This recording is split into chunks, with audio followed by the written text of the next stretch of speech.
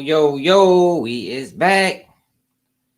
So look, y'all, yesterday, not yesterday, day before yesterday, we left off talking about Trap Lord Ross. And so far we came to the general consensus. Well, at least I did, that Trap Lord Ross is trying to get NBA Youngboy found guilty on this charge that he's still facing in Baton Rouge. Straight up. A lot of investigative work was done so far in this documentary. Now it's ready to pick up, man, because they ready to start getting into the murders. So earlier, if y'all watched the first video, I talked about how he was setting the stage for when he was speaking on NBA Youngboy father and his uncle, and how Youngboy brought that up in his lyrics. That was setting the stage for what he was going to say now, and which means when he was going to go into the murders and the people that lost their life. That was in his interpretation attached to NBA Youngboy. So he was basically saying that if he's telling the truth about his father being locked up and catching 55 years for his armed robbery, he spoke to that in his lyrics. Then when he's speaking on these people that pose a past, he's telling the truth as well. It's very prosecutorial type of journalism. So that's what we left at. Young, what it is, y'all? Where you been at, man? I ain't seen you in a minute. How you been? I need to get something to drink, y'all. Are you at work? Oh, already? Shit, man. Enjoy your day, man. You gonna be off in time to catch the game? No, the game come on 1 o'clock. That's why I'm trying to do this for the game. Come on. But yeah, I'm ready to get into this. This guy Trap Lord Ross, man. I need to go get something to drink. Let me just make sure this video is where it's supposed to be.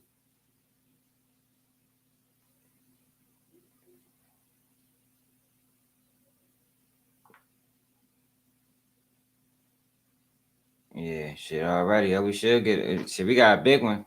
Got Cincinnati today. That is a huge game. You know they lost last week. Hold up. Let me check Twitter. Make sure we on Twitter. X.com.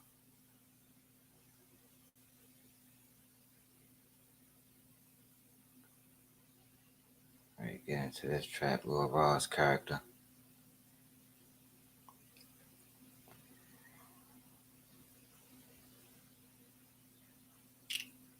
All right, on Twitter. Let me share it.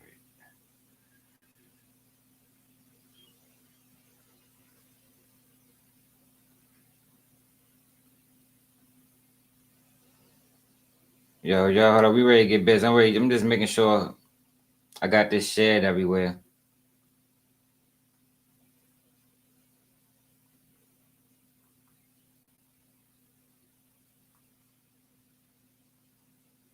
I don't trust Trap Lord Ross, man.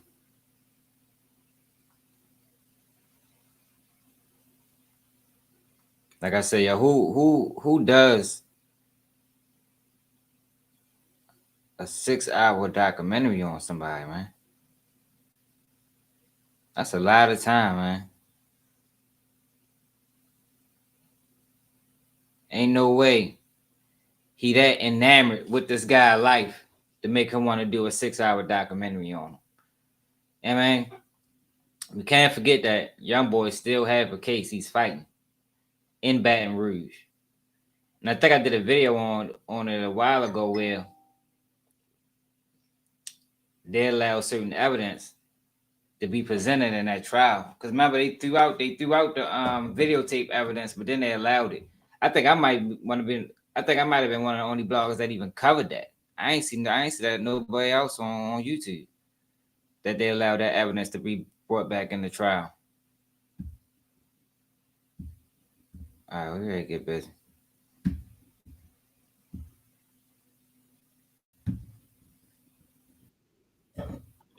So we left yesterday. We left yesterday. I keep saying yesterday. God damn it. the day before yesterday, with G Money being murdered. So it should be ready to pick up. We're an hour and a half in. I'll probably do another hour and a half. I don't know if I'm able to do the whole 6 hours. That's a lot of time. But we're gonna do as much as we can. But we left off with G Money murder. So it's ready to start picking up.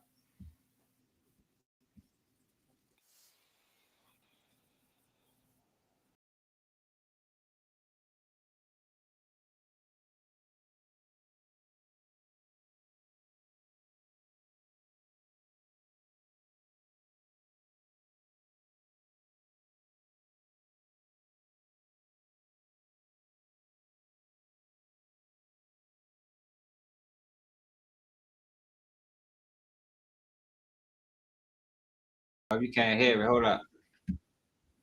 Yeah, why y'all do that? Y'all ain't nobody say you can't hear the thing, man.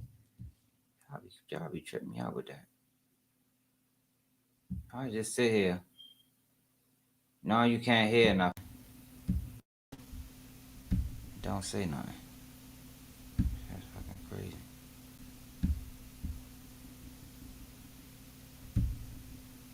Burton. Back in 2017, Burton went by the name of G Money. He was found shot to death in a parking lot on Dallas Drive there. Police arrested DeAndre Fields for second-degree murder. And initially, Pat would plead not guilty, but some interesting information would eventually be revealed to the police. So look, y'all, let me say something about this, right? I found him being arrested real strange. And I'm gonna tell you why. Pat didn't get arrested until after Youngboy got locked up for that shooting that happened in Miami. I think he was supposed to been beefing with I can't think of the rapper. Oh, T Grizzly. Remember they say he was beef with T Grizzly? And it was crazy how they connected that to T Grizzly and then nobody got arrested. Like, I don't know, all that shit was wild. But anyway, in that incident, a security guard at a hotel or a valet member, whatever he was that worked at a hotel, got murdered. So Youngboy was still on probation at that time. So remember, Youngboy got locked up for that. And I remember when Youngboy got locked up, I was reading into, what the judge was saying. The judge wasn't going to let him go. So make a long story short, Youngboy set for like 6 months. You feel me? And then in that 6 month time frame, he got locked up. And what the fuck is that boy name? Big B. NBA Big B got arrested for the thing that happened in 2016. Mind you, this was 2019. And it was strange. Now, they put it out there like they let Youngboy out because they realized he was a victim. But it was just wild to me how them boys got locked up first and then Youngboy came home. That was real strange, man. Him after the shooting. He actually told police that he had left Baton Rouge with his mother and son, fleeing to nearby New Roads about 40 minutes away from Baton Rouge. Now, he didn't actually end up being found guilty on G. He should be coming home soon. He only caught 5 years. Because I don't think he was the shooter. Well, at least that's not what the police is saying. Police is not saying he was the shooter. So, he only caught 5 years. He never got really charged with the murder of G Money. They just say he was an accomplice. But it's crazy that he pled guilty to being an accomplice when he didn't have the shooter. He probably could have beat the whole case. But I get it. I've been in that situation before. The way I was like, man, it's 5 years. You know what I mean? It ain't worth really rolling the dice and catching life. So he took the 5. After G Money was murdered, as well as this, when asked about his whereabouts, make sure y'all like this video. Give me an algorithm, man. They be playing games with my lives. Hammond to get gas. When detectives later obtained his phone records, this claim was proven to be false, as his records revealed that he was actually in Baton Rouge on the night of G Money's death. But perhaps the most shocking piece of information that Lil Pap shared with the police, which I can imagine was a huge driving force behind his indictment, is the following. After police asked Pap who among his friends would shoot people for the NBA group, he replied, "To be honest, me." Now, it's worth adding that in Youngboy's very first album, Life Before Fame, all the way back in 2015, he basically admits that he can call on Pap to carry out what needs to be carried out in the streets on 2 occasions. See, that's what I'm saying. Why I do that? You feel me? Why I go back the way he said and then take it back to Youngboy? I just don't understand that, man. I don't get that, yo. That look like to me he trying to get this boy in some type of trouble. Like, this is more than just a documentary. In the song NBA, and secondly, in the song I Know.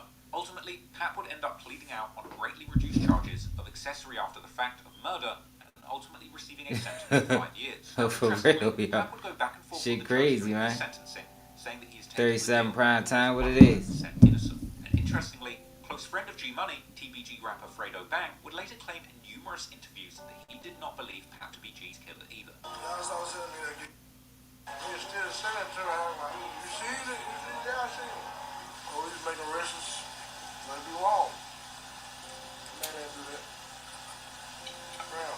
Do you know the guy that's being charged? You said that you didn't think the guy that they're charging with the murder actually did it. Yo, Vlad don't allow nobody to use his content. How many times you seen somebody actually be able to use a Vlad TV interview on their platform? Even when it was used in court, they blurred it out. But yet, Trap Lord Ross allowed to use it. G Money's own mother would also He got a lot of Vlad TV interview footage in his documentary.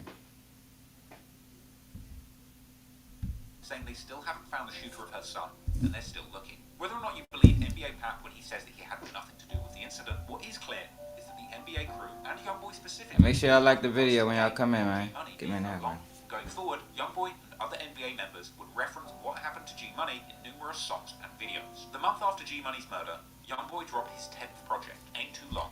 Now I told y'all, I didn't like how none of this played out between Youngboy and G Money, yo. I mean, if you hear both of them, or at least G Money side of the story, and hear him talk how he talked about Youngboy, yo, they was real close to head of relationship. Like, I don't know how it got to a point where he was messing with his sister. You feel me? That probably was a violation in Youngboy's eyes because, you know, he probably thought they was friends, but from what I understand, G Money was a couple years older than Youngboy. Then even in the song when he was dissing Youngboy, he said he wasn't never gonna take it to that level. You feel me? So if this happened how they said it happened, yo, Youngboy was dead wrong for that. He was dead wrong for that, man. That could have just been a fight. Shouldn't nobody lost their life behind none of that shit. October the 7th, 2017. This included a number of references to the G Money situation. Firstly, in the murder anthem Red Rum, where Youngboy claims that he just raised the murder rate in his city. And then, in the song Poor One, Youngboy seems to be talking directly to G Money throughout the song, alluding to the time when they had a friendship that was like a brotherhood before G Money betrayed Youngboy's trust by sleeping with his sister and boasting about it online. In the same song, and in the same monologue directly. Yeah, but even if that's true, that's not worth killing somebody over. You know what I mean? That ain't worth that. Even if it's all that's true, it's not worth that. That's just worth a fight. Or cut the nigga off. You know what I mean? G Money. Youngboy reveals that G Money introduced him to them boys who he didn't like for nothing. Them boys, most likely being a reference to TPG. Before paying homage to his own fallen friends Boozilla and Lil Dave, Youngboy would seemingly suggest that G Money had blamed him for drugs that went missing, which caused the tension between Youngboy and his cousin Boozilla. In another song on the project, titled War With Us, Youngboy talks about the sorry state of affairs in Baton Rouge, saying that one particular week he saw 7 murders and that there is no helping his city. This was a bold lyric that painted a picture of a city completely out of control. The war in the Baton Rouge rap scene had gotten deadly, and now one of the most promising artists in that city was in the grave. With Youngboy free of his main competition, going on to dominate the scene, releasing song after song. He is glamorizing this street shit, yo. I don't care what he say, far as I'm not trying to glamour. Yo, you is glamorizing it, yo. Look how he's speaking on. He just speaking on like a matter of fact type thing. Like, yo, people, this man lost his life, man. That shit ain't no fucking joke. I mean, 7 murders in 1 week ain't no joke. That's 7 families grieving. That's 7 mothers crying. Like, yo, when you speak on these type of things, yo, you gotta give a certain level of compassion, yo. I mean, especially when you got a large following, cause people can mischaracterize this. Or maybe that's what he want. Maybe he want to glamorize it. I mean, he want the kids to think this is the lifestyle and this is the way to be. But it's not, yo. This shit's stupid and goofy. Mixtape after mixtape, telling heartfelt tales of his first-hand experiences surviving in the trenches of Baton Rouge. But the biggest question remained. Was Youngboy just a rapper making music about the violent war taking place in his city, or was he really the murder man, running his rap career like a gang kingpin, using his NBA crew as muscle to stop anyone who dared to get in their way? Yo, crazy. The fuck type of shit is that? Wish for. Your site traffic is skyrocketing until Pablo Ross, the police, man. Allegedly. Youngboy's run from 2015 to the end of 2017 was one of a kind. He dropped 8 solo mixtapes and 1 joint one with Moneybagg Yo, giving fans more music in his formative years than some artists deliver in their entire careers. And this generosity with his art was rewarded by a cult following Marquise, of what it loyal is. fans. Man, what's up, man? Like this video, share this video, man. Get peek on this motherfucker, you dig? Hot 100 and 3 projects on Billboard's 200 albums charts. Youngboy was flourishing in the music industry since signing his Monster 5 album $2 million deal with Atlantic. But Youngboy was making murder music all about violence and killing. And before we go any further, I just want to address something. In Youngboy's songs from 2017 and in numerous tracks that came later in his career, he seemingly claims to have 7 bodies. And despite being considered a mainstream artist making music for respective... Yo, what the fuck was that? Yo, why was that necessary? Did y'all see what he just did? O said stop before we go any further. Yo, these niggas is crazy. Before we go any further, Youngboy mentions to have 7 bodies and several different lines in his music. Like, yo, cut it out, man. Cut it out, man. Don't be surprised, yo, if we see Youngboy on that list like King Von on. No, he put King Von on the Wikipedia serial killer list. Check him out. He on there next to Jeffrey Dahmer and all of them. Record labels, the content of his music, and his own statements in these songs has led to intense speculation over whether or not Youngboy has in fact personally killed anyone, or more specifically, more than 7 people, as he claims in many of his songs, with many wondering exactly who these people he claimed to have killed might have been. This is not dissimilar to all of the speculation that has surrounded Chicago drill rapper King Von, who was rumored to have killed at least 7 people, with his name being connected to as many as 11 murders, with an endless collection of tweets and lyrics which saw King Von himself seemingly confessing to playing a role in these specific murders. I personally believe that King Von did indeed kill at least 7 people, and I covered this extensively. What the fuck? Yo, this nigga's crazy. Nobody cares what he personally believes, man. But since he personally believe it, and millions of people follow him, then a lot of people is gonna personally believe it. And like I'm gonna keep saying this, y'all, on any video where this pop up, y'all. King Von is not a serial killer, y'all. Regardless if he did them things or not, y'all. We live in environments where you gotta kill to survive. A lot of times it's like that. You know? It's like that, yo. It's sad. It's unfortunate. It's messed up, but it's a lot of people reality, yo. People is killing to live. They're not killing to kill. You know what I mean? A lot of people in these environments want to get out, but they still don't know how to get out. They stuck. They got generations in this shit. You feel me? They don't know how to separate themselves. So to pick King Von and label him as a serial killer, when all my life the definition of a serial killer been killing without warning, killing for no reason. Those were serial killers. Kidnapping people, doing things, you know what I mean? Assaulting women and murdering them. Those were serial killers. But they changed the definition to fit a narrative. And I told y'all there's going to be a lot more blacks on that list in the next 20 years. But these not serial killers, man. These niggas is not trying to die. You know what I mean? That is a total different thing. The mind frame that go into it is different.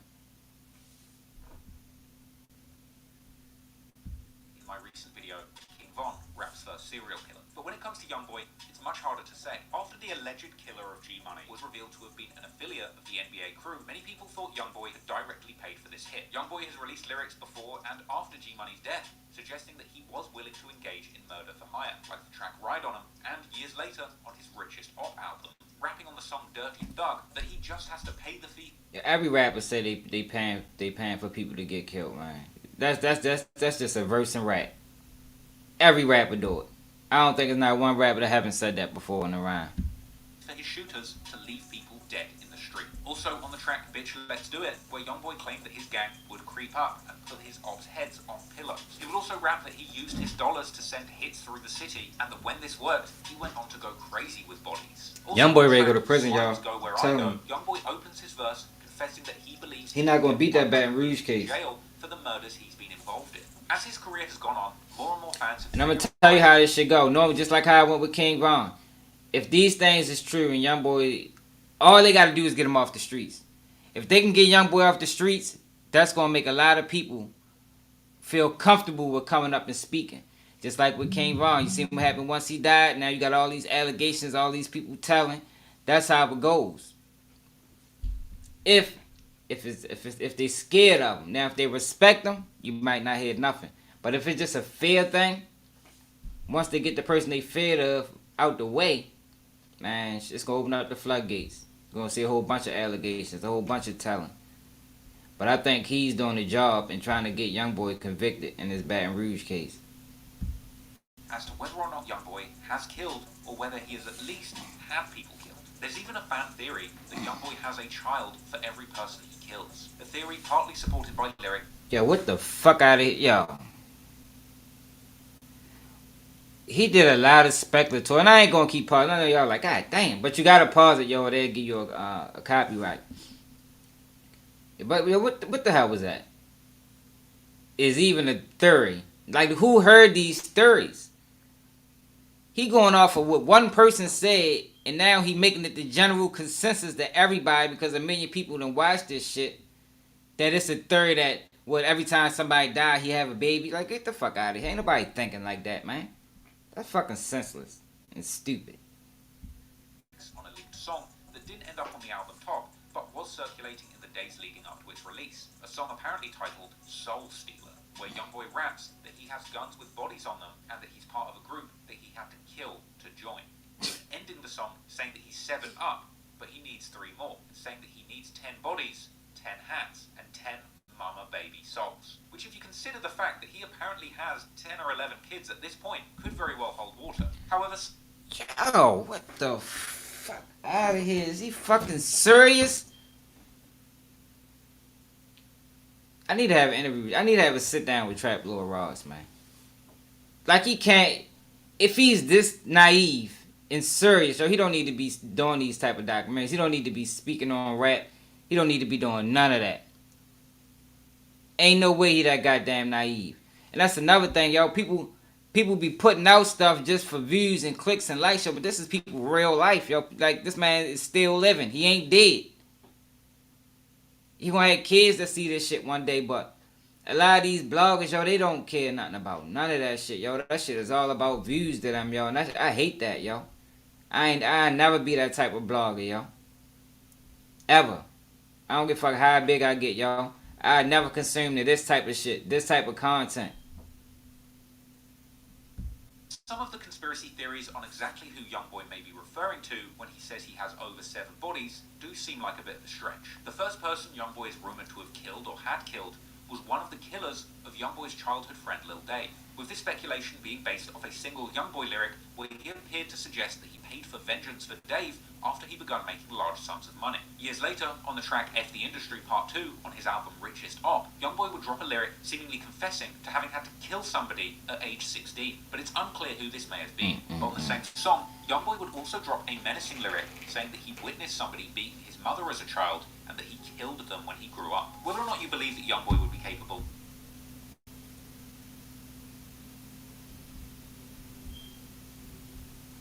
Yo, that's not what that lyric say, y'all.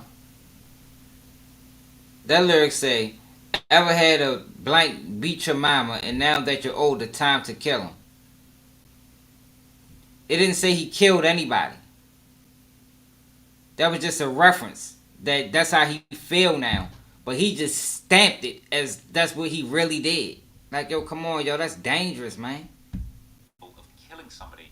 You can't deny the fact that after his cousin Boozilla got killed, he caught a double attempted murder charge whilst personally trying to avenge his cousin. However, as the judge acknowledged, nobody actually did die in this case. G-Money, however, was less lucky, being gunned down after trading public death threats with Youngboy. And while the actual shooters of G-Money were never found, the The conviction of a prominent NBA member on accessory charges firmly pointed the finger at the NBA camp. The next alleged killing is a rumor that's heavily debated amongst Youngboy fans. An unreleased Youngboy song called Money Man has been circulating on YouTube, Reddit, and SoundCloud for a number of years. The song isn't listed on lyric breakdown sites like Genius.com, but the track itself does include some outrageous lyrics that have gone viral numerous times on Reddit. Particularly, lyrics that seem to suggest that Youngboy killed a rival gang member's girlfriend in retaliation for his grandmother's house being shot up. This all relates to a feud with another set of Baton Rouge street hitters called TMH, or Too Many Hitters. The story goes that somebody from TMH shot up Youngboy's grandmother's house. However, TMH32 would later deny this shooting in lyrics on his song FAN. But according to lyrics from Youngboy's song Money Man,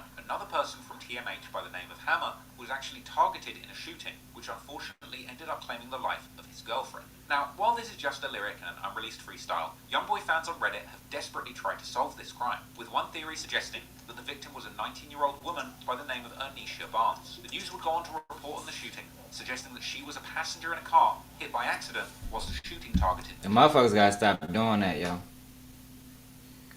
I ain't saying he did this or not, yo, but it was a time, yo, when if you catch somebody like that, yo, you gave him a pass, man. You don't, because things like this happen.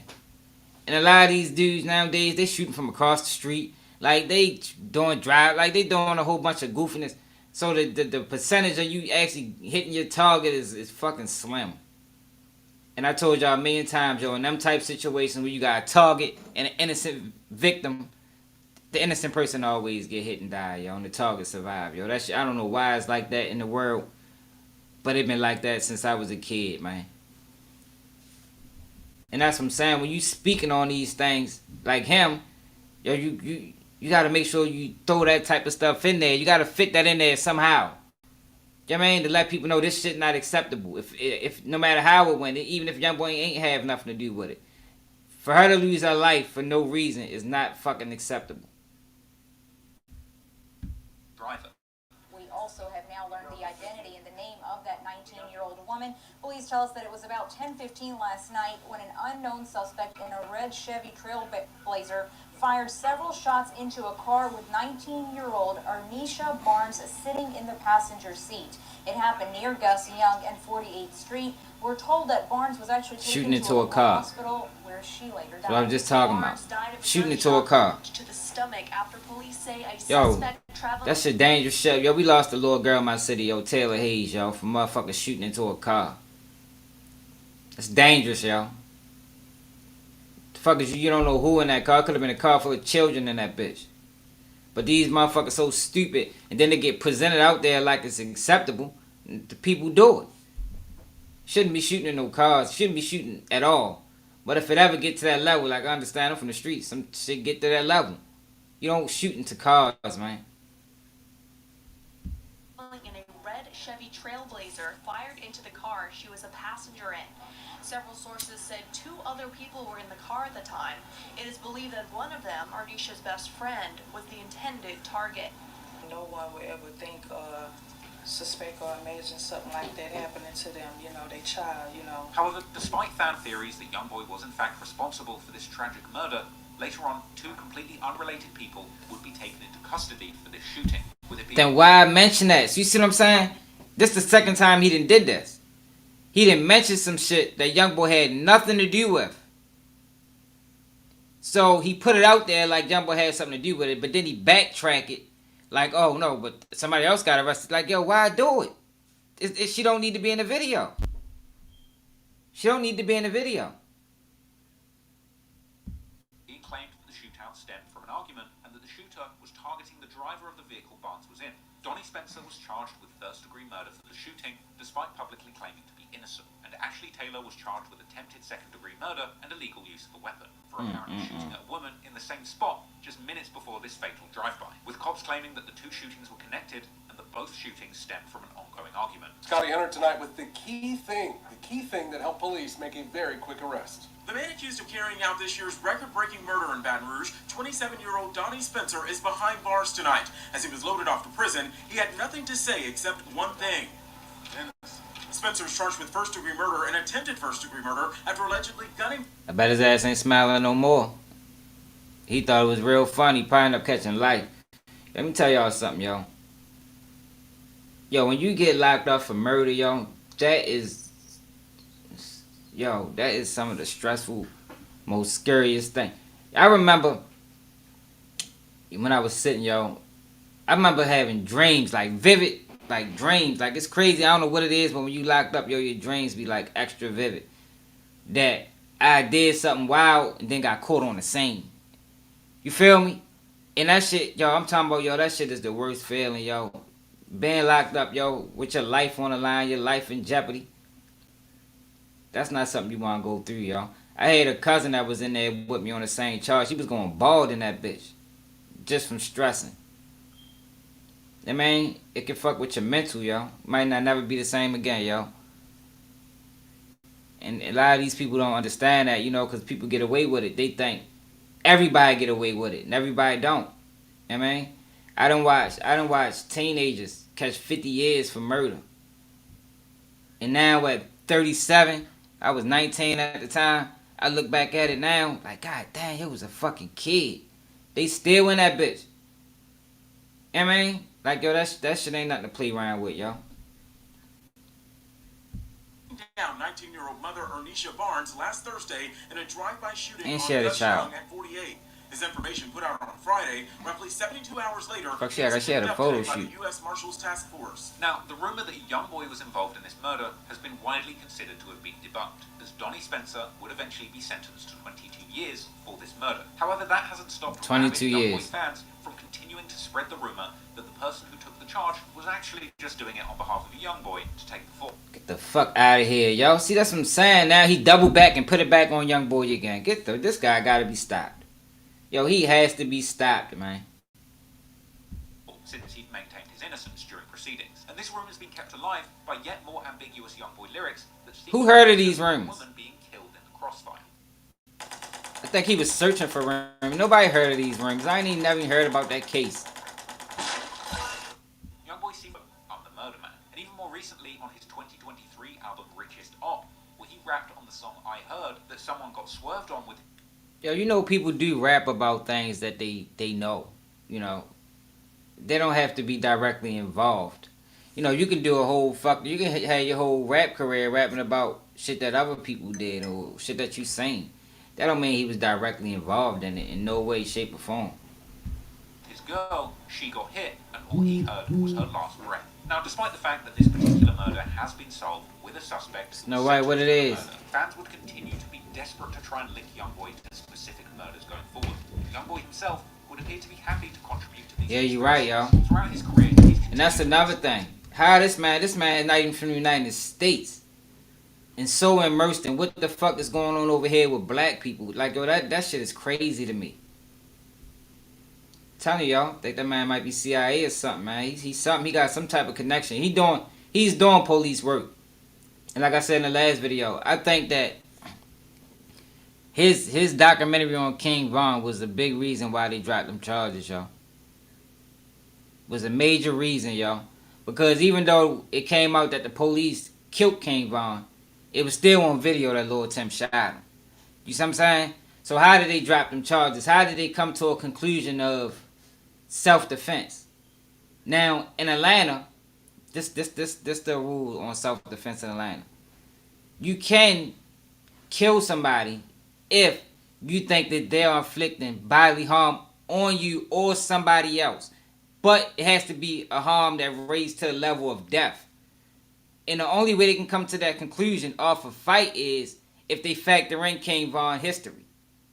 And the only way they can factor in King Von history was this fucking documentary that fucking Trap Lil Ross did when he put fucking 12 murders on the man. Murder anthems. Murder songs are essentially a subgenre of Youngboy songs, primarily where he raps all about these supposed murders and assassinations that he may or may not be responsible for, and repeatedly referring to himself in these songs as a gravedigger or the murder man, and claiming to be doing his murder man dance to these songs, with Youngboy fans even rabidly creating playlists of what they feel are his best murder songs, and ranking which murder anthem is the best for spinning on ops, with it generally being considered that Youngboy's this is why I stopped liking Youngboy. Youngboy has a hold on the youth, a serious hold, and this is the type of music he putting out. You know what I mean? Yo, when you got a fan base like how he got, like almost sort of like a cult following, you got an obligation to them, man. You know what I mean? Cause a lot of these kids ain't got fathers, and that's the only time really I think when you get consumed into music like that. I'm talking about like fully consumed the way so you start trying to live like the rappers say live, is if you ain't got no father in the house. Cause my kids not that immersed in music. You know what I mean? I mean they not 15, 16, but shit, I done seen kids as young as 10 know all the songs word for word. You know what I mean? Know the dances. And I think that just comes from not having a father in the house, yo. But when you're a rapper like Youngboy, young, you know these kids follow your word. Look at this shit. Best YB murder drill songs. Come on, y'all. Get that shit right, man. Start putting out a different message. At least mix it up. Murder anthem is Dead Trolls, the track which appeared to foreshadow King Von's death. A song where Youngboy actually raps 7 murders in my hometown. Tell them I did that. Naturally, with all of this violent content in the music and even more real-life violence playing out on the streets of Baton Rouge, it's perhaps not surprising. What's y'all take on this documentary, y'all, for the people that watched it? The self-proclaimed murder man. But despite Atlantic Records being willing to put their public support behind Youngboy in the form of a multi-million-dollar record deal, others would be desperate to distance themselves from the violent content of his music. And it's worth noting that a little while after signing his record deal in 2017, Youngboy quietly changed his official name from NBA Youngboy to Youngboy Never Broke Again.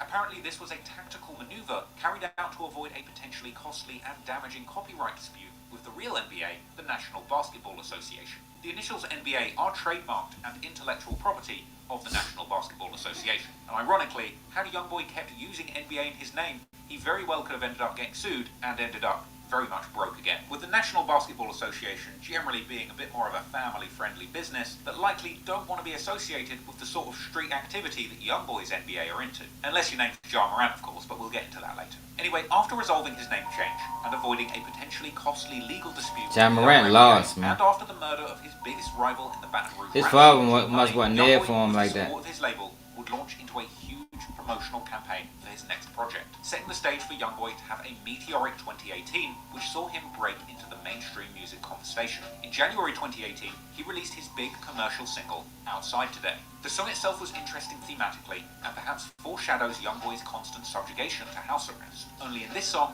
he says that he's staying inside to avoid the paparazzi and all the attention that has come from his newfound fame. The song wasn't short of gangster content either. Elsewhere in the hook, he rapped that he would still do a drive-by in his Rolls-Royce Wraith.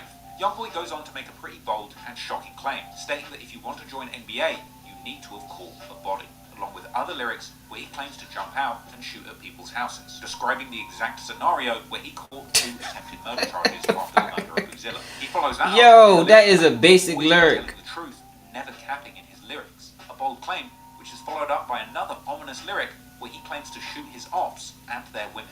Another lyric which is eerily similar to the rumoured shooting of an innocent woman that we discussed earlier on. Now, the music video for the song makes a big statement about where Youngboy's life was at this point in his career. In the music video, Youngboy's girlfriend at the time, Jania, can be seen trying to avoid a group of paparazzi asking questions as she enters his home. Youngboy would rap his verses for this song in an opulent mansion, along with a cameo from Louisiana's #1 stunner himself, Birdman, the legendary New Orleans record exec and rapper of Cash Money fame. The red-themed video, along with the presence of Birdman, one of hip-hop's most famous Blood Gang members, appeared to be a subtle hint at Youngboy's ongoing connections to the Blood Gang, as can also be heard in their 2018 collaboration, We Poppin'. And Youngboy and Birdman would maintain a close relationship going forward, and they would even eventually create a joint mixtape together with a strong Louisiana theme titled From the Bayou. Birdman would also be one of the very first people in the industry to see Youngboy's full potential, predicting in a 2018 interview just days before Outside Today released that Youngboy would be the biggest young superstar that the rap game had ever heard of. I think he's the next biggest young superstar. Yeah, for real, you right. Talent-wise. Right, why he don't focus on UK? He probably scared to death to speak on that shit over there. He'd never do no documentary over there like that, like this. They'll slice his ass up over that bit. They be playing with them knives over there. He's an animal. He's a monster. I had the pleasure of being around him and see how he worked, watch how he worked. I think he's going to be the next biggest superstar in the world as the youngsters. Birdman was spot on, and that single Outside Today ended up becoming Youngboy's breakout hit, landing on the Billboard Hot 100 singles chart at number 31. The song Outside Today would actually be the lead single for Youngboy's debut studio album, titled Until Death Call My Name, which was released on April 27th, 2018. This project was a resounding success for Youngboy, peaking at number 7 on the Billboard 200 albums charts, his highest performing project at the time and his first top 10 Billboard hit. And the project also included the song Genie, his most viewed solo hit, which today sits at over 380 million views on YouTube. The project itself was laced with interesting and introspective lyrics where Youngboy painted a picture of the dark life he was living. The song Preach has lyrics where Youngboy talks about how he often thinks about his dead homies, and we hear Youngboy reflecting on the state of his mental health as he speaks on how he masks his pain every morning with a smile. The album also references members of his NBA team as shooters like Baby Joe in the first song Solar Eclipse, and secondly in the song Right or Wrong, where he says Baby Joe will put that Draco to people's back or heads. And in the song Solar Eclipse, Youngboy also reveals that he keeps a firearm even when performing on stage. Elsewhere in the song, he pays homage to legend of Chicago drill music Chief Keef, saying that he's killing like the Grim Reaper and drilling like Chief Keef. An ironic line, given the eventual beef between NBA and Chicago rappers a few years down the line. But at this point, Youngboy had truly arrived in the rap game, a top 10 charting artist with the whole power of the music industry behind him, despite the violent content behind his lyrics. But unfortunately for Youngboy, despite his success as a rapper, his past in the streets would indeed catch up with him and his team, and soon he would end up losing one of the people closest to him, his close friend and manager, Big Dump. We live in a world where every gesture, every action, and every sound carries a message. Youngboy had a wildly successful start to 2018 after releasing his debut album Until Death Call My Name. And one man who no doubt played a major role in securing these major career wins was his close friend and manager, Desmond Dump Hardin, nicknamed Dump because he apparently loved to play with dump trucks as a child. He grew up and became a key man in Youngboy's operation, and they would foster a close personal friendship during Youngboy's come up, with that close friendship ultimately making the loss of Dump a devastating tragedy for Youngboy. On May the 4th, 2018, just before 6 p.m, Big Dump was apparently standing on Nairn Street outside his uncle's house next to his childhood home when a car pulled up and somebody opened fire on Dump and a woman he was standing with. Baton Rouge police officers responded to a report of a drive-by shooting. When they arrived, they found Dump and a woman suffering from gunshot wounds. I don't respect people that do drive-bys. They would both be taken to the hospital, but sadly Dump would pass away. Baton Rouge police say 29-year-old Desmond Hartnett died last night from his injuries. Police say Hartnett and a 32-year-old woman were both shot during a drive-by shooting yesterday afternoon. That happened near the corner of Nairn and Baywell. We're told the woman's injuries are not expected to be life-threatening. Within a few days of Dump's murder, local news outlets would begin reporting... You really like that. You ain't doing no drive-by, man. Straight up. Too much errors involved. I mean, that's sucker shit to me. Always grew up with that mentality. Like in my city, we ain't respect drive-by shooters. For real. Like, just listen to how it sound. A fucking drive-by shooting. What the fuck? You's a clown. Just silly ass up the street somewhere. Fuck around, hit a baby or something. Stupid ass motherfuckers. NBA crew. Many years later, Lil Dump, Big Dump's nephew, would even return to the location of the murder, explaining in a vlog exactly how that day went down. What the business is, Lil Dump. I'm running it about my life and how I grew up. Let's get it. My uncle Dump died on this street. The street I grew up on. My uncle died by himself with nobody around. You feel what I'm saying? Like, no homeboys, no none of that shit. My uncle died at this house. Basically, he ran from here to there under my uncle's driveway. That's how it happened. Naturally, Youngboy would be heartbroken after the loss of Dump, and in the years following Dump's death, Youngboy memorialized his fallen brother in numerous songs, like in his September 2018 track, R.I.P. Dump, a heartfelt tribute to his fallen manager, a song that was part of Youngboy's 4-track EP, For Loyalty. On the song R.I.P. Dump, Youngboy expresses his sorrow and sadness at losing his right-hand man, and seemingly vowing revenge, saying that he has killers backing him up, as well as hinting towards a certain deceased op, rapping that somebody else can't diss because they're dead now. Youngboy would continue to pay homage to Dump in his music for years to come. He would also drop the 2022 track Letter to Big Dump, a track that was written in the perspective of Youngboy writing a letter to Dump in the afterlife, updating him on all the progress that he had made since Dump passed away.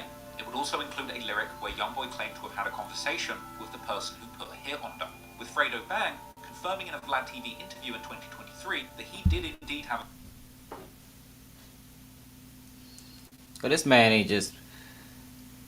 He ain't just do that, y'all. Did he just basically convict or accuse Fredo Bang of putting a hit on Dump? Now, I know about the lyrics, putting a hit through the jail phone. You see what I'm saying? But these are connections that he's putting together. Like that conversation that Youngboy said he had with the killer, whoever the killer was, don't mean that Fredo Bang lyric with putting a hit through a jail phone is the same. Is connected. You see what I'm saying? It don't mean that's connected at all. A phone call with Youngboy. Did the two of you get on the phone together? We talk. Clearly, Youngboy knew who was responsible, and it didn't take Nobody ever been charged for that murder. Of their own. Following this tragic incident, many people began to point the finger at TBG, with the main names involved in TBG at this point being Fredo Bang, Lit Yoshi, and Boulevard Quick. And as time went on, Now, Lit Yoshi was a problem. Lyrics coming out of the TBG Records camp that hinted towards the group having had something to do with the murder of Dunn. Fredo Bang was particularly hurt by the loss of his friend G Money, explaining to DJ Small's Eyes in an interview that he broke down in tears in jail when he heard the news of G's death. Fredo Bang was incarcerated on a 2016 attempted murder charge at the time of G Money's death. They had a shooting by the studio, man. G got killed. So I'm like, man, I ain't trying to hear all, you know what I'm saying? I hang up in his face. I dropped the phone. I just broke down in tears. Like you know how a baby cried, you know, in front of 120 grown men, you know what I'm saying, in a real war zone. And he would go on to publicly blame himself for G Money's murder, suggesting that had he been free, G might still be alive today. As well as saying in an interview that G Money was supposed to leave Baton Rouge, but he had waited around because he knew Fredo Bang was due to get out of jail soon. The only reason G was in Baton Rouge was because he was waiting on me. I was supposed to get released that week. Ironically, Fredo Bang caught his charges back in 2016 before the beef between Youngboy and G Money had escalated. And Fredo would even later claim in interviews that he was cool with NBA when he went to jail, and that he didn't even realise that they were in serious beef until G Money had died. A month after Dump's death, Fredo Bang would be a free man, and he would release a tribute song to his fallen friend G Money, titled Father, where Fredo would be seen in the video visiting G Money's grave. As well as being a tribute to mourn the loss of G Money, Fredo Bang would also drop hints in the song alluding to revenge.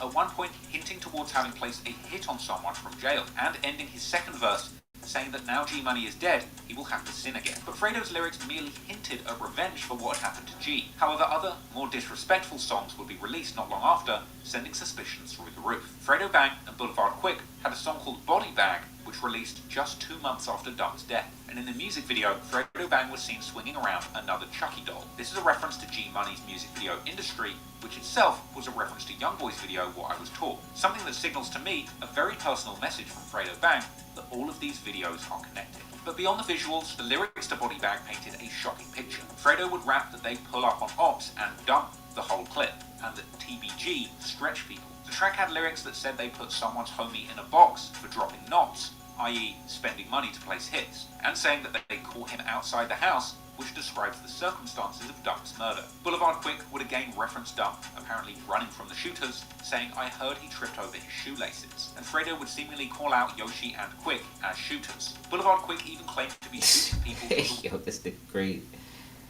He just said he heard that. Fredo was locked up at the time, man. Anything he's saying is fucking hearsay. He wasn't there. He wasn't involved. That man was in fucking jail.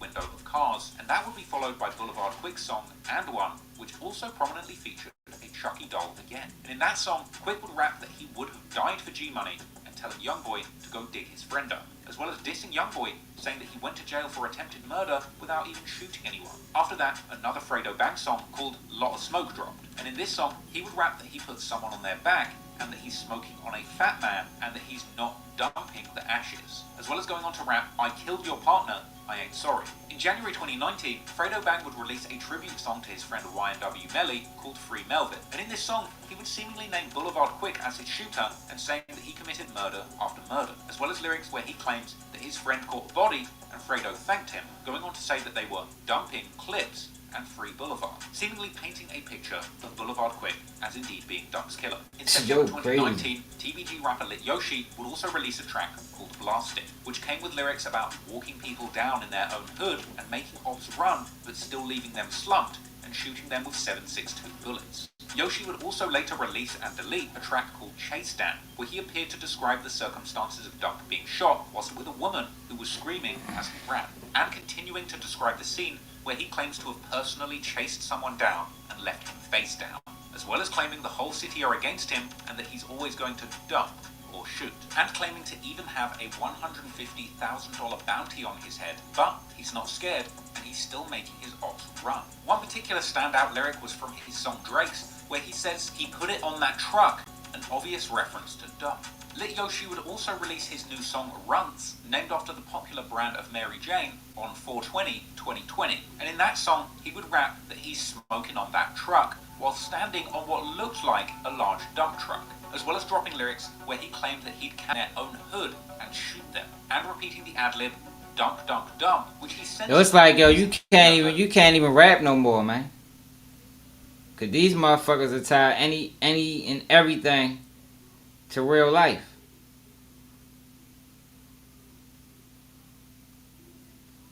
That's why I don't completely agree with them using rap lyrics in music. I mean, criminal trials. Even though these guys do need to stop talking like how they be talking. But it's like, if this guy can just go through every lyric and just depict anything that resembles a crime, like, yo, god damn, can you even, is that even free speech? Straight up, like, he reaching in a lot of these examples he giving. Super reaching. Version of the song. However, uncensored versions of this track do still circulate on YouTube. And in the verses, seemingly addressing Youngboy directly, he would rap that he hit someone's partner up, and claiming that when bullets get to flying, people start running while he's coming, gunning, and dumping. Even in a 2021 interview, Dumping is just shooting, y'all. Like, that's what I'm saying. Like, you see what he just did right there? How many other rappers in their rhymes use dumping when they describe shooting? Like, yo, come on, yo. Like, he reaching.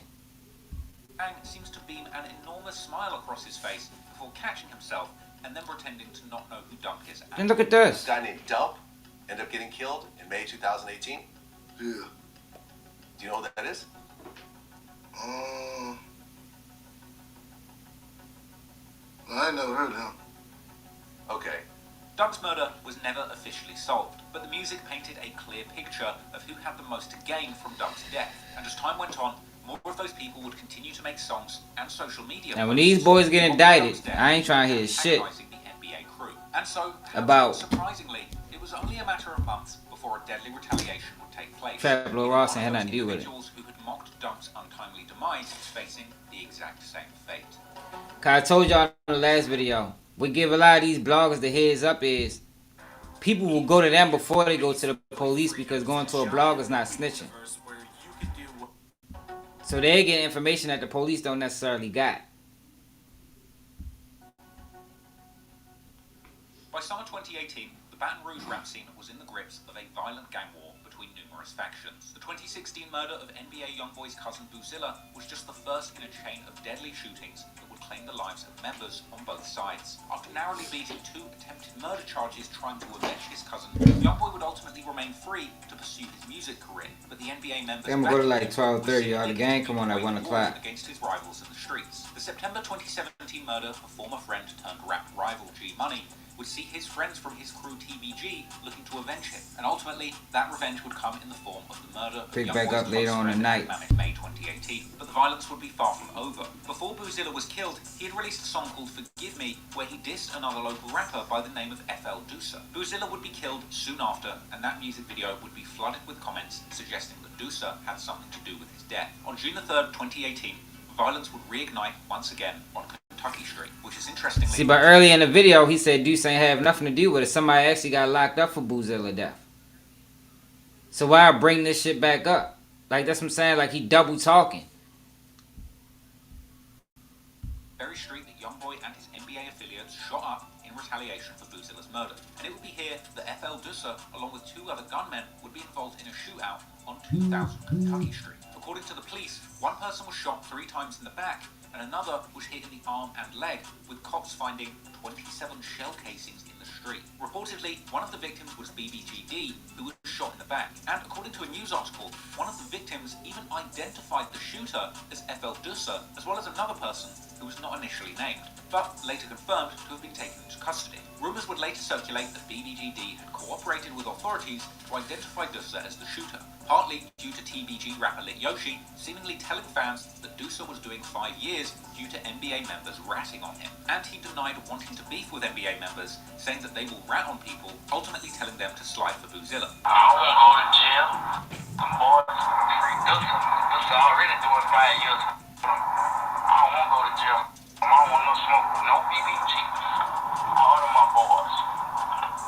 Y'all stop saying that like I'm beefing with them boys. I'm not. I don't want no smoke with none of them. I'm scared of them. They'll end your life. They'll have your face time. I'm scared of them boys. They're my boys. I love them. I don't want no beef with them.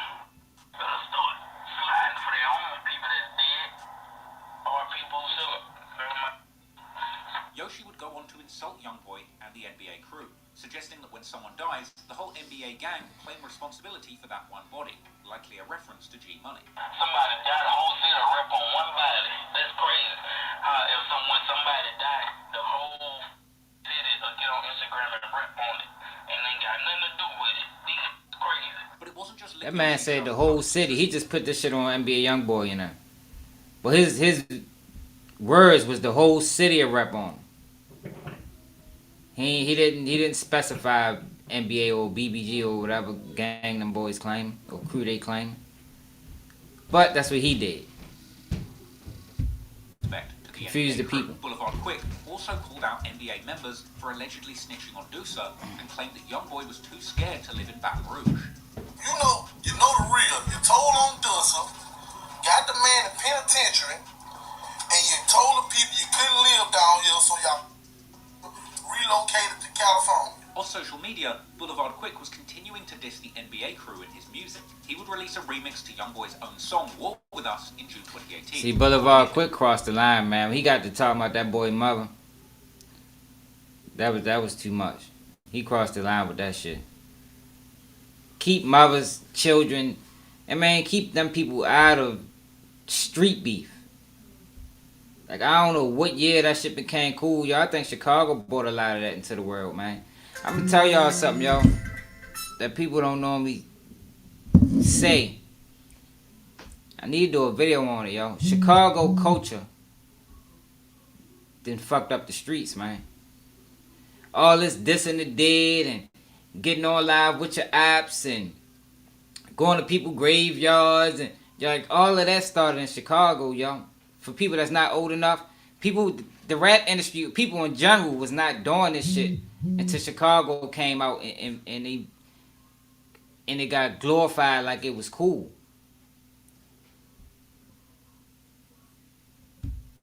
G-Mix in tribute to G Money, and once again including a Chucky doll in the music And if a video. nigga real from Chicago, they can vouch.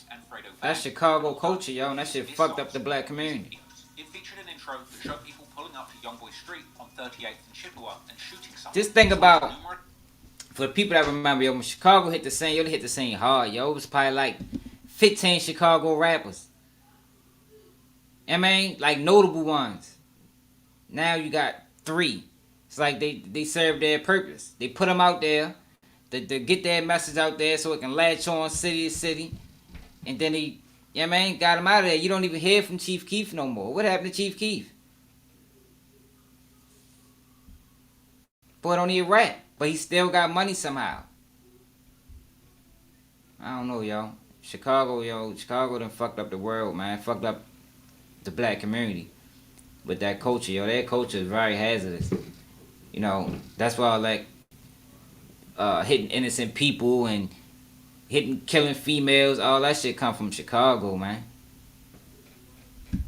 First lyrics providing an insight into the ongoing tension between these two groups, rapping that word around town is that he's going to get killed, but he's not hiding, and that he's still sliding trying to kill ops. A couple of months later, on the 2nd of August 2018, Boulevard Quick released a bold music video for his new song Never Lacking. The track was a boastful diss to his ops, where he invited them to pull up on him, and he claimed that they will never catch him lacking, because he's always armed. He would also rap that people are claiming to be putting money on his head, but he's not scared. And the song would end with a rant where Quick would taunt his ops, claiming that despite them putting up money to have him killed, he's still alive and breathing. You dropped the bag while I'm still breathing.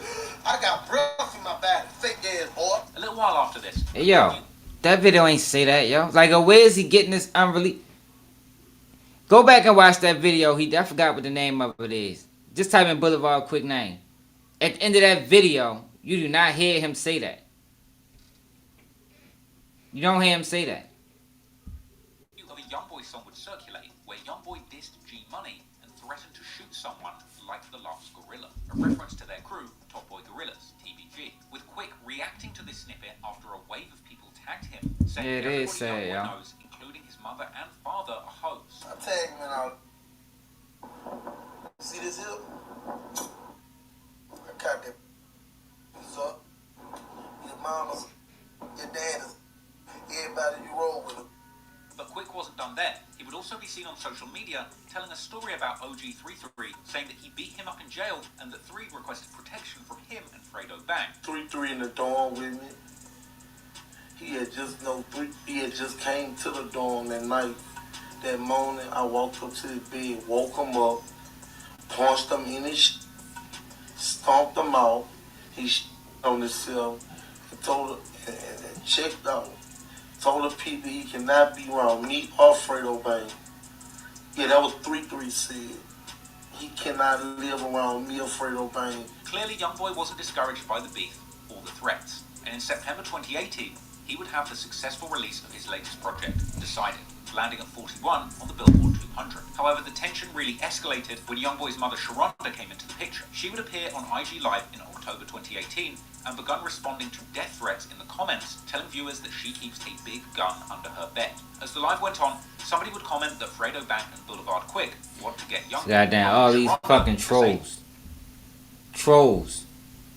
People that probably got no connection to the streets on her live involving this woman in the street shit. It's fucking crazy. And she took the bait. She should have ignored that shit. F both of them. Let me see. Fredo Bang and Quick wants to get Youngboy. Fredo Bang and Boulevard slow. To which Boulevard Quick responded with a vulgar and unfiltered rant on his Instagram, saying F Youngboy's mum and saying she looks like a man. Then they go back and come on his live and relay the message. Ain't the daughters you dream about making. Bitch, get out my. This shit is crazy. She won't say about me. She out of me, bitch. You look like a man though. Bitch, you look like a punk. Talking about me, bitch. I ain't Fredo, bitch. I speak on everything. Boy, that nigga mom. Bitch, play with me first. And that shit's crazy, yo. No respect. Mocking Boulevard Quick, joking that she was sorry that she'd made him cry. That's why I say he was out of line, man. Everybody talk about Boulevard Quick was talking about me. Yo, I'd have called my mother immediately. Ma, don't respond to none of that shit. You know what I mean? Don't respond. As soon as I'd have seen that first live, my mother would have got a phone call. Ma, what is you doing? Why is you feeding it, man? Don't respond to none of that. Straight up. Even if it had to get to a point like, look, man, I ain't got nothing. Do it again. You cut off. Straight up. She wasn't never supposed to get involved in that. Youngboy, but he was young. I get it. He was a kid. But at the same time, I think that's what goes into these dudes don't really be knowing what they doing, y'all. Even at that age, my mother would have got a phone call. Man, you is tripping. Don't do that shit no more, man. And I wouldn't have said it that way, but she'd have understood my frustration and she'd have got my point. I bet she wouldn't have got on live and spoke on none of that no more. But my mother wouldn't do it anyway. I'm just saying, even if I had this type of mother. No, man, we ain't doing that. We ain't doing that at all. I really got on him to tell him that I'm sorry. I came to tell him Boulevard Quick that I'm sorry. I'm sorry that I made you cry, boo. I'm for real. Because I was only I wasn't being mean. Like, somebody was on my thing, like I'm reading now, and somebody said, oh, somebody mutual friends. So I said, mutual friends. I'm like, I feel like anybody that don't like my children, and that's how I am. If you don't like my children, go, y'all. I wasn't being mean or mess or nothing. And then I saw him on Instagram, YouTube, whatever, crying yesterday about, oh, his mama put my name in her mouth, and that's up, and I swear to God, man, she better keep my name out of her mouth. I'm sorry, boo. I'm sorry. Put your name in your mouth, because I saw you crying. She looked like a man. She ugly. She got man features. I'm sorry, boo. I'm sorry for talking about you, because you look like a ball. You got round features, boo. I'm sorry. She want to be a comedian. She said the man. So said the man had round features. So bad. I'm sorry I made you cry. That was for funny. Real. I don't know you, boo. I don't. I'm sorry. I was just saying, whoever don't like my children, I wasn't just saying, trying to be mean or messy. They be on my thing, talk about you, saying you said this and that, and so that's why I said, yeah, you know what I'm saying? I'm sure you just said us plenty of days. I ain't trying to be mean. I wasn't trying to be mean, like, for real though. Like, for real, I'm a mama. Anybody that don't like my children, if anybody who don't like me, you know what I'm saying? I'm not saying you personally, because I don't know you. I do not know you. So go ahead and, I said I'm sorry on live in front of everybody. So now you can go back to a grocery store and make you some more little videos. Yeah, she was doing too much. I'd never allow my mother to do none of that. Boulevard Quick would respond once again, saying that it was Youngboy's mother who started it by dissing him and his friends. So got some manly features on your mother, man. Stupid. Like a whole game playing with it. Yeah, I know people gotta say, yeah, I spoke on, I did that, I can't take that back. Tell my name out of my mouth. And keep my partner name out of my mouth. And him, he knowing he wrong, but his pride in the way. So instead of him getting on here and apologizing, he stood on it. And that's what causes a lot of trouble, yo. Niggas would be dead wrong, and instead of righting their wrong, they stand on it. And then what ultimately happened is he loses his life. And he ain't even had to go that far at all. Because he was wrong. He was wrong to speak on that woman. She was wrong to do what she did, but he was wrong for responding. But then she apologized, even though it was in a funny manner. He ain't had to come back and say nothing. But that's the fans. Why they blank out what people were saying? That's the fans and shit. Want to be in the mix. Got this man killed. Well, he got himself killed, but y'all know what I'm saying. A lot of contributing factors. I want to know why they blanked the comments out. Talking about, I gotta diss people for fame. I ain't dissing no fame. Mama came for me. Talking about straight up man, Boulevard slow. After this, Youngboy himself spoke on the matter in live, warning Boulevard Quick that this internet beef will end with him having the last laugh, and saying that his ops are going to either die, go broke, or go to jail. This internet alone. I hope y'all stupid. Know that. This internet alone. Bitch, y'all finna be assed out. All y'all fake ass trappers, rappers, gunslingers, strippers, Instamops. Bitch, y'all finna be assed out. Bitch, this ain't lasting for long, bro. That money gonna last for long. Bitch, we gonna see who gonna have the last laugh. It's either you gonna die, you ain't gonna be a mom, or you gonna be successful, or you gonna go to jail. And the reason I ain't know that, because your point, I don't know which point I'm gonna be. You hear me? But I ain't dumb though. You hear me? And the people who play that role, to y'all, them bitches know I ain't dumb. The people who really know me, they know I ain't dumb. You hear me? How the f came this far? You think I came this far about being dumb, you stupid bitch? You think I came this far about being dumb? Come on, man.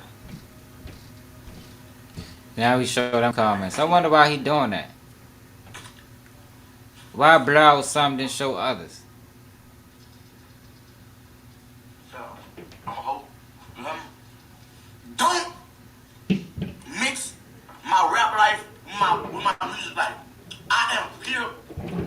Clearly, the beef between Youngboy and Boulevard Quick had gotten incredibly personal, and now others were involved. Unfortunately for Boulevard Quick, he would soon be facing the grave consequences. But how did he just assume that he was talking about Boulevard Quick in that video? He ain't mention him. He ain't say nothing about the incident with his mother or nothing. He could have just been talking in general. Such public and personal insults. In one of his last public appearances on IG Live, Boulevard Quick would ask fans why people want to kill people from TBG so bad, telling fans that it's because they're dangerous and a threat to their If you're new to the channel, make sure you subscribe to the channel, man. Kill TBG so bad? Cause we a fucking problem. That's why. We are a fucking problem. We'll see TBG with nothing because we are going to be a real fucking threat to society. On November the 26th, 2018, around 12:30 a.m., police would respond to reports of a shooting after neighbors heard 5 shots. They would attend Lakeside Villas apartment complex in the 2400 block of Weldwood, where Boulevard Quick lived. And here they would discover the body of Quick, real name Ashton Wells, who had been shot dead and left at the scene, murdered in cold blood just outside of his home, circumstances chillingly similar to the fate of Big Dumb. It would seem obvious that these 2 tragic slayings may have some connection. TBG rapper Fredo Bang would post a tribute to Boulevard Quick, saying they accept everything that comes with the street life and calling Quick's death part of God's plan. And he would go on to continue to show love to Quick on Instagram in the years that follow. Meanwhile, NBA members would mock the murdered TBG rival, particularly Youngboy, who would appear to gloat on social media and in songs following Quick's death. The day after Quick died, Youngboy would appear on an IG Live with an enormous smile, reciting lyrics to his upcoming song, My Mama Say, where he said that people keep saying they're going to touch him, but they keep dying. The full song would drop on Youngboy's latest mixtape, Realer, the following month, and that song would be wall with lyrics about how Youngboy uses money to leave his rivals dead, and claiming to catch the boy who's been dissing and shoot them in the face, and ending the track with an outro saying they leave stains in front of people's homes. Elsewhere on that mixtape, Youngboy would continue to perpetuate his image as a shot caller, dropping bags on his enemies' heads. On the track Play With Us, Youngboy claims to be plotting the next murder. Yo, this is crazy how you can put together a documentary about this boy like this and he's still living, yo. And a lot of these crimes unsolved, yo. That's amazing to me, yo. But that's what happens with these culture vultures, yo. They don't care. You know, they only worried about the monetary aspect of it. They don't care what it's going to do to the people that's affected. That's the biggest thing about culture vultures. And it ain't always white. You know, they ain't always got to be white. It's black culture vultures. A culture vulture is basically a person that's just taking from the culture and not putting nothing back into it. You know what I mean? This man's putting garbage into the culture. He don't care who it affects. As long as he get his $40,000, $50,000 check out of it. Like a lot of all these guys is living, yo. Fredo Bang is living. Never been charged with none of this shit. Youngboy. Never been charged with none of this shit. But yeah, he put together a whole documentary implying that these guys had stuff to do with crimes that's unsolved.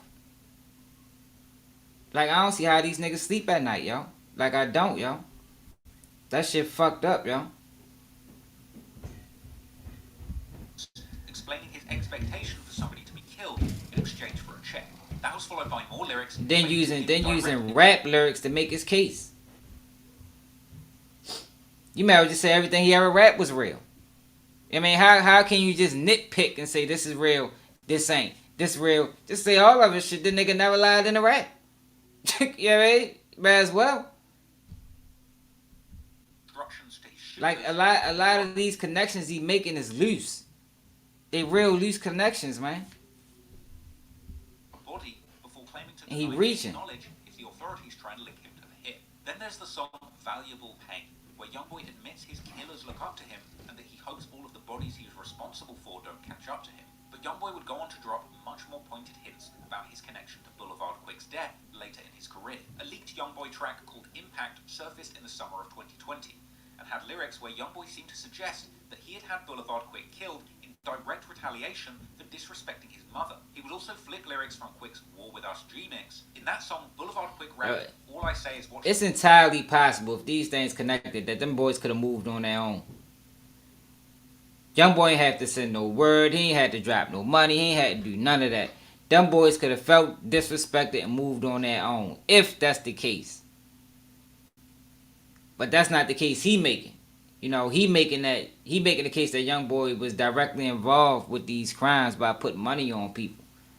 But that's not how the streets always go, yo. You got people that's rogue. It's people. It can be people in your entourage that you ain't got no control over. Yeah, I mean, you might not even want them in the entourage, but you so scared of them that you scared to tell them that you mean you ain't rocking with them no more because they might kill you. But he don't know none of this coming over from London and being outside of the culture. So why speak on it in this manner? The news because them bodies laying. Well, 2 years after his death, Youngboy would refer to those lyrics on his murder anthem, Dead Trolls, rapping, "That dude dead, tell me did he move? All he said was watch the news.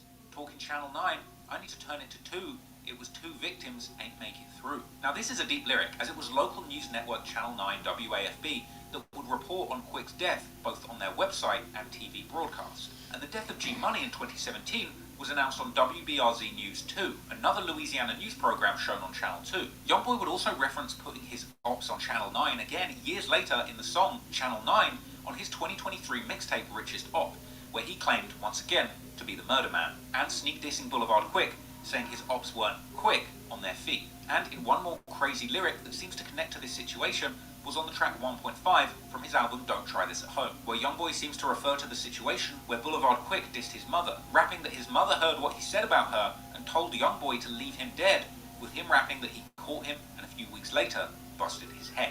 But it wasn't just Youngboy disrespecting Quick. As time went on, his whole crew would continue to diss their fallen rival. NBA KD would mock both G Money and Boulevard. See, yo, all this is Chicago culture, yo. They wasn't doing this in Baton Rouge. Not like this. Boosie been in Baton Rouge for a long time, yo. A long time, yo. They wasn't doing this shit. Now I'm sure he didn't diss some niggas in his music. You know, they tried to bring some of it up at trial, but it didn't hold no weight. But it wasn't this in depth, this in detail. This is Chicago.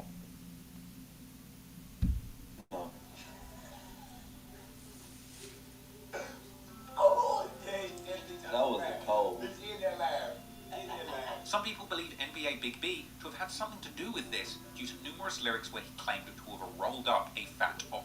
On the track Smoke, he rapped, "Smoke in the air, there's a fat dude there. I done messed around and rolled him up, put him in my back, and drop a bag on his head. I promise I'ma do it." And on the song Op Season, he raps... So who dropped the bag? Did the Big B drop the bag with Youngboy? Because they both talking about dropping the bag. You see what I'm saying? That's why they lose connections. Dropping the bag is typical in any street rapper's lyrics. You probably can go to every single one of Youngboy affiliates and they done talked about dropping the bag. So we're all they just all chipping in, everybody putting up 2,000. Like, yo, come on, yo, that's bullshit. He got ran down by his front door, and even being seen in an unreleased song snippet saying, "The fat man didn't make it to December." NBA Herm would also tease snippets on Instagram where he appeared to rap that he got the drop on an op's apartment and a fat op dead. And NBA Ben 10 would respond to friends of Quick posting his music, laughing. Let's see, they all did it. It was 7 people in the car that day. Him on the timeline. So tell me, it'll be funny. When you're going down your timeline and you see a dead See, but that's what Lit Yoshi was saying. You see what I'm saying? The whole city of rap on one murder. That don't necessarily mean that they got anything to do with it. Like, this is proof that what Lit Yoshi was saying was true. But Traveler Ross ain't gonna make that connection because he don't know enough to make that connection. So that means none of them probably had nothing to do with it. They just talking about it because that's what they do in Baton Rouge. Clearly Boulevard Quick was deeply invested in the gang war, and he wasn't going to stop until he killed someone or got killed himself. And in the end, he would wind up being the latest victim of another senseless murder. Another young man whose life would be cut short before he could see any true success in his music. And while Youngboy would be happily moving on with his life after losing his close friend... Boulevard Quick was hard. He was a good rapper. I used to like showing. Enemies and the person rumoured to have had something to do with Dump's murder were now out of the way too. It wouldn't be as easy as simply walking away from the violence back to his rap career. Youngboy too would ultimately be too deep in this beef to simply move on and focus on music, because now friends of Boulevard Quick were grieving and looking for their revenge. And even while seeking refuge in other states. Far away from the violence of Baton Rouge, that danger would seem to follow Youngboy everywhere he went, raining death and destruction all around him. Alright, y'all, it's 12:30. Let's see what they talking about next. I don't want to stop it in mid. Alright, after this Trump hotel shootout. By 2019, Youngboy was a long way pick back from up the dangerous later. streets of Baton Rouge. He was now a Billboard charting recording artist with a multi-million-dollar record deal and a whole lot of people depending on him. He was also on probation, getting a 10-year suspended sentence for his role in a double attempted murder the day after his cousin was killed. So, he would have to move smart if he wanted to take advantage of this opportunity being offered to him. A double attempted murder when nobody was hit. Avoiding 10 years in prison, Youngboy vowed to leave the dangers of Baton Rouge for Los Angeles, rapping on his comeback single Untouchable that he needed to move to a city where he didn't need to stay armed to be safe, with Youngboy even explaining in a Genius interview about that lyric that he simply didn't need to worry about people shooting at him in Los Angeles. Youngboy would be seen mobbing in LA surrounded by his NBA brothers in the music video for his 2017 song 41, where he was clearly living the high life, pulling up to the cookout in a fresh Lamborghini drop top. A Lamborghini which he would duly total within a month, leading to him and his manager Big Dump being sued in LA.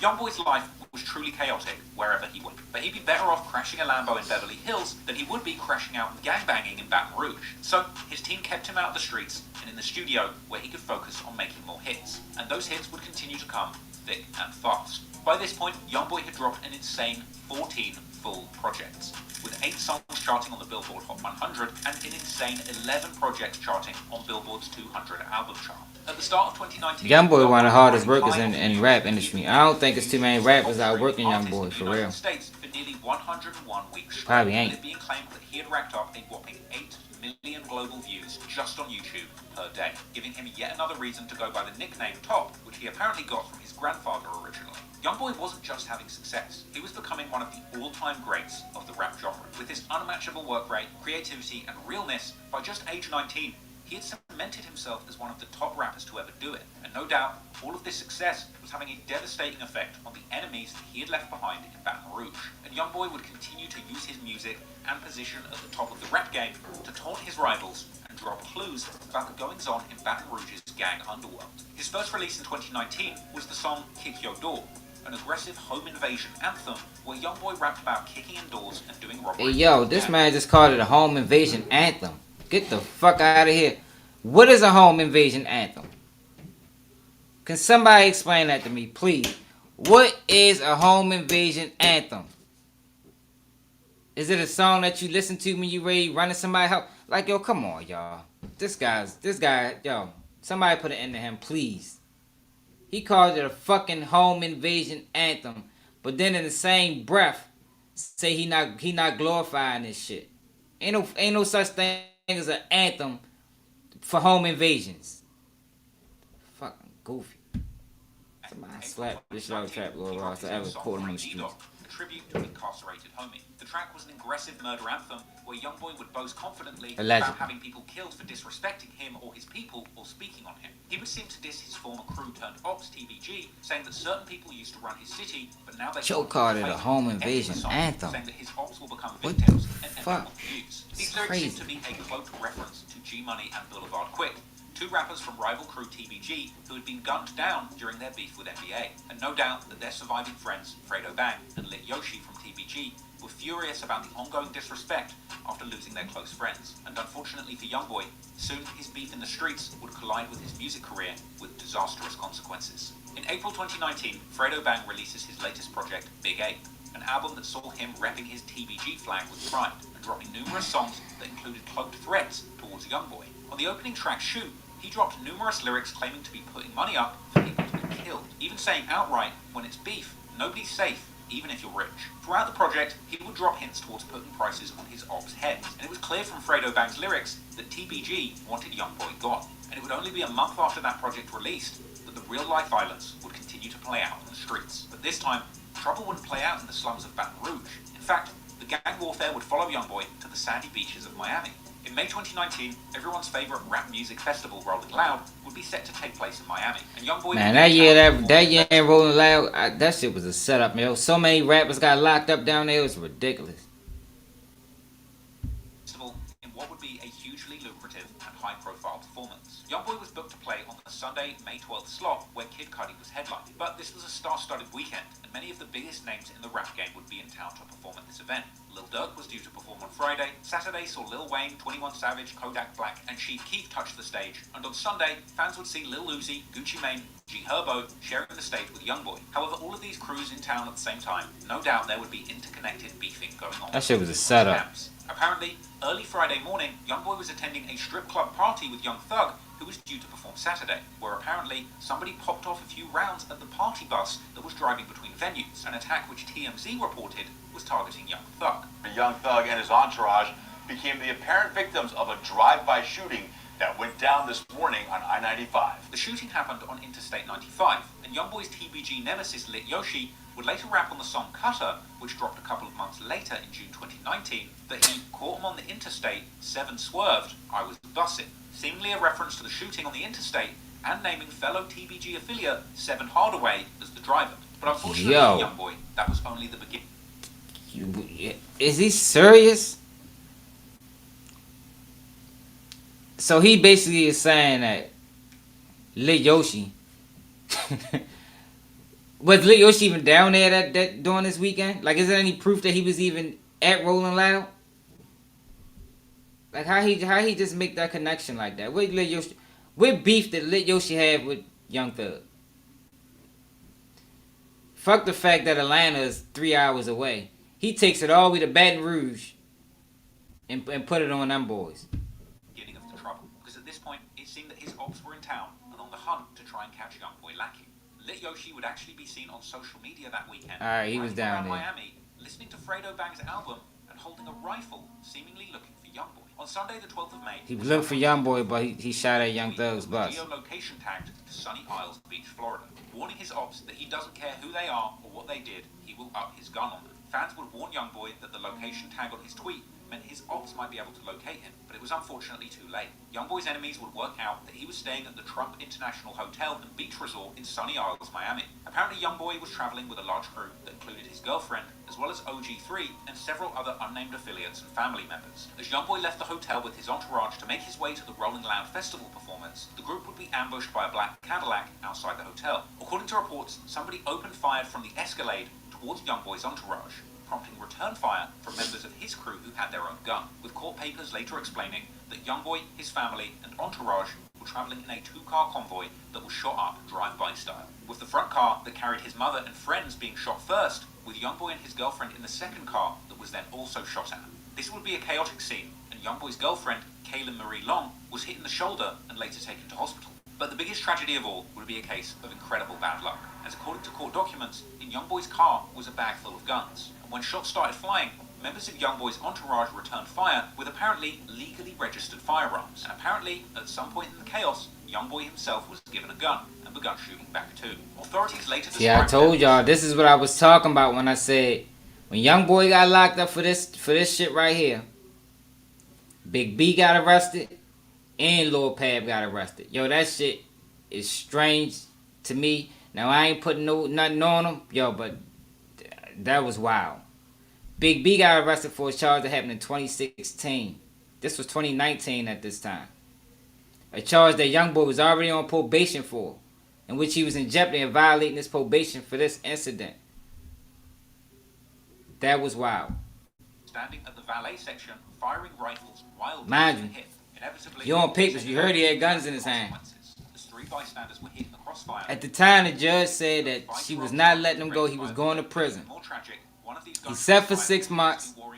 They got locked up, and then Youngboy came home. An honest, hard-working guy, minding his own business, who had just finished his shift working at the Hertz rent-a-car across the street, would catch a stray bullet and end up losing his life. This was a chaotic scene, with bullets flying.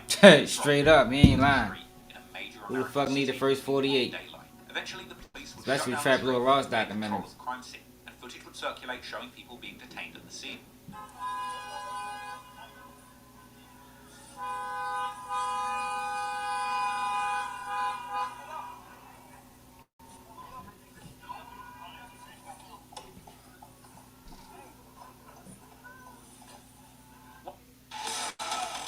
Boy should have been riding bulletproof. I'd have never even. Yo, with all them rappers down there, I would have never even. You couldn't have paid me to come down there and perform. Knowing all that shit, he had all that shit going on. I'd have never went. That Yan Rolling Loud was a setup, man. They knew all that shit was gonna happen. Lockdown, the local news began to report on this Wild West shootout. There was some sort of altercation that took place between two rappers who were actually set to perform at the Rolling Loud Festival this evening. Witnesses say they heard someone fire shots, at least 4 or 5 rounds. A woman was struck and raced to Aventura Hospital. Immediately following that shooting, the fight then spilled over again to the strip mall parking lot where we are at. This is directly across the street from the hotel. A man here, again, was shot and killed. A friend of the victims tells me off camera that he was simply an innocent bystander. He was working at the Hertz rental car company here at the strip mall and just parking a car when he was caught in the crossfire. Now at noon, a tragic day for one South Florida family. Their loved one becomes an innocent victim after shots are fired in the middle of It's always an innocent victim that gets shot when you shooting wild from cars and A shit. furious mayor of Sunny Isles Beach speaks out against the violence that erupted in his usually quiet town on Sunday afternoon. It was just before 2 o'clock when police received a 911 call about gunshots fired outside Trump International Beach Resort. When they arrived, they found 19-year-old Kaylin Long of Maryland had been shot inside a black Suburban, and across the street, an innocent man lies dead in the driver's seat of a dark gray van. Long was initially taken to Aventura Hospital. The streak of stray bullets did not end there. Across the street, I don't see how nobody got locked up for this. Like, for real, that shit don't make no sense. several weapons from the Trump Hotel and combed multiple scenes where gun shells and bullet holes were spotted. Nobody got charged in this Tell incident. CBS4 the people involved were rappers reportedly here for the Rolling Loud Musical Festival. Despite reports of Youngboy being detained at the scene, in the midst of the chaos, he would actually manage to break free from authorities, being seen in footage later circulated by TMZ, showing him giving his wounded girlfriend medical attention before jumping in a black SUV and fleeing the scene. From here, Youngboy made his way to the Rolling Loud Festival site, performing his set as planned immediately after surviving this assassination attempt. Breaking free from an active crime scene where you were a participant in a shootout so that you can go and perform at a festival might seem cool on paper, but when Youngboy got off that stage, he would have to face the consequences of what had just happened. However, there would still be some lucky breaks for the NBA crew. Apparently, investigators couldn't even charge anybody in Youngboy's entourage for shooting back, despite the fact that an innocent bystander was killed, because all of Youngboy's crew that was still at the scene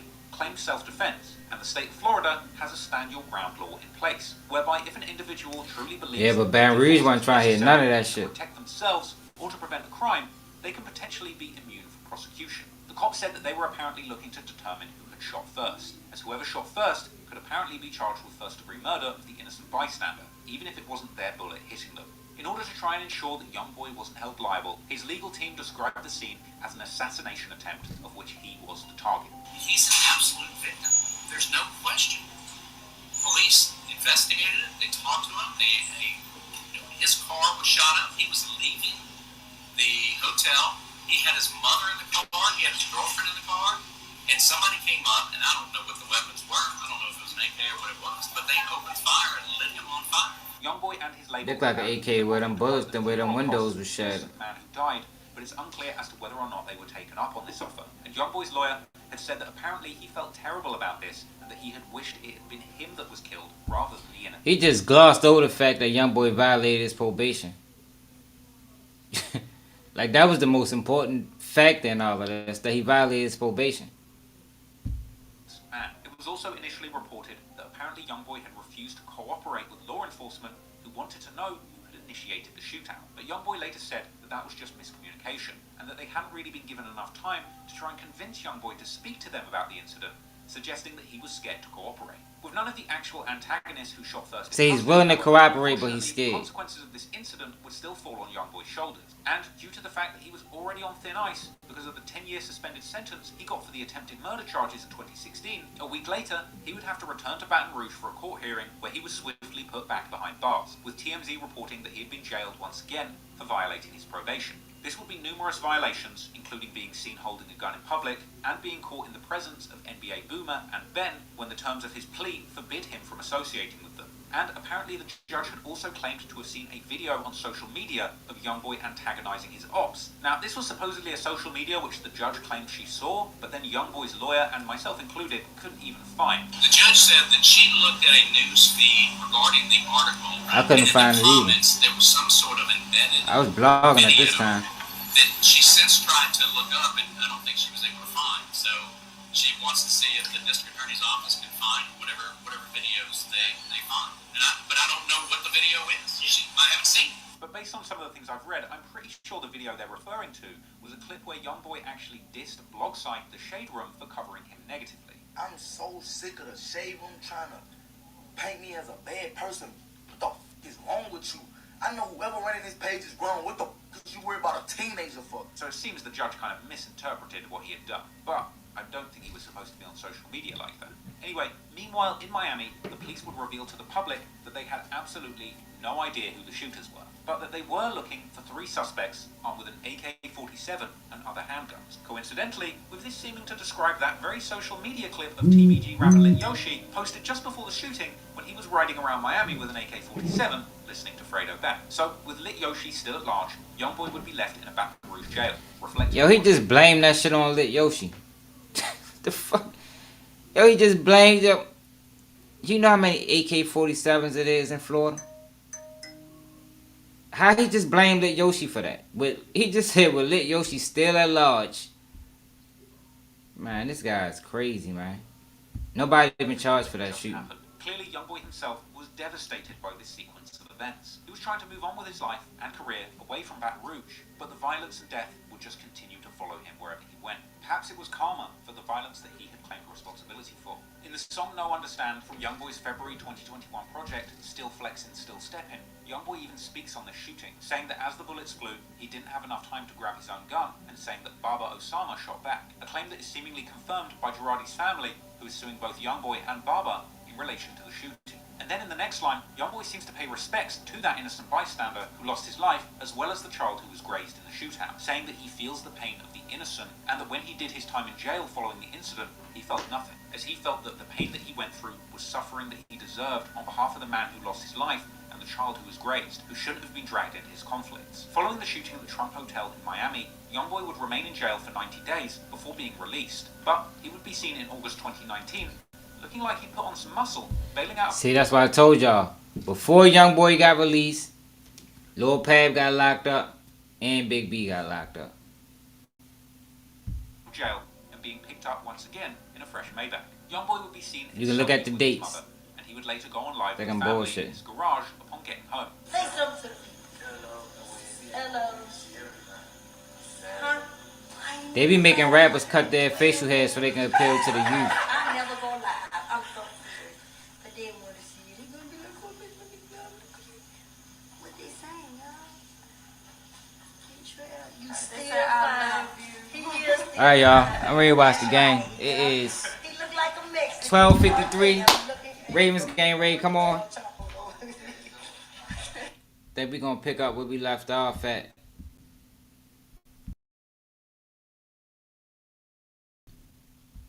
Gonna pick up where we left off at. So probably later on today, man.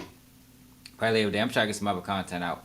But yeah, let me know how y'all feel about this guy, Trap Lord Ross, man. Like I said, I think a lot of this shit so far is speculatory. Most of it. A lot of these connections he making is loose. It's almost kind of irresponsible, man. For real. It's almost kind of irresponsible. But let me know how y'all feel about us in the comments, man. Like I said, we're going to pick back up from where we left off later on today or tomorrow. In the meantime, I'll probably catch y'all at the 5 o'clock.